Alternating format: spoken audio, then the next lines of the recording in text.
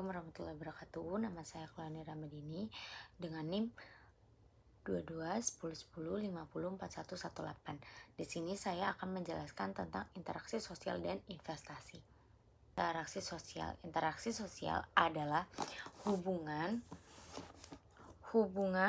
timbal balik antara individu atau kelompok dalam kehidupan bermasyarakat yang terjadi melalui komunikasi, pengaruh dan rekreasi terhadap satu sama lain. Nah, dalam konteks investasi ini juga interaksi sosial mencakup pengaruh lingkungan sosial terhadap pengambilan keputusan finalisasi individu. Nah, ada juga nih dampak positif dan dampak negatifnya. Aku akan jelasin pertama yaitu dampak positif yang di atas. Oke, yang pertama itu kita dapat meningkatkan literasi keuangan dengan berdiskusi yang terbuka dan bisa mendorong orang-orang untuk belajar berinvestasi lebih dini. Nah, selanjutnya itu ada berbagi informasi. Kita berbagi informasi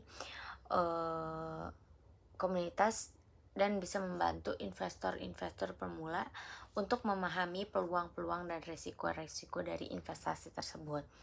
Selanjutnya ada motivasi berinvestasi, yaitu lingkungan yang sportif membuat semua orang lebih disiplin dan lebih berani. Selanjutnya yaitu dampak negatif.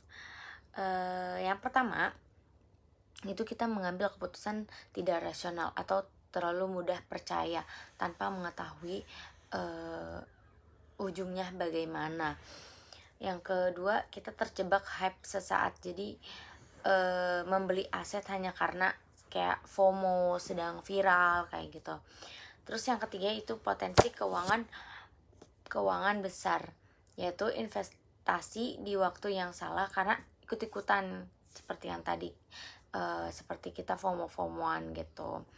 Terus ada cara mengelola pengaruh interaksi sosial dalam investasi, yaitu pertama kita melakukan riset sendiri nih. Kita research apa yang harus kita lakukan sebelum dan memulai investasi. Terus jangan hanya percaya dari info-info dari orang atau orang lain dan media sosial.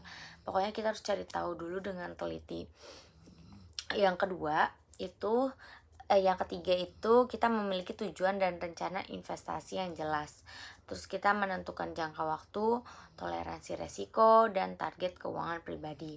Terus juga kita harus sering mencari informasi, dan juga yang terakhir itu kita menggunakan media sosial dan komunitas sebagai referensi, bukan sebagai dasar utama keputusan.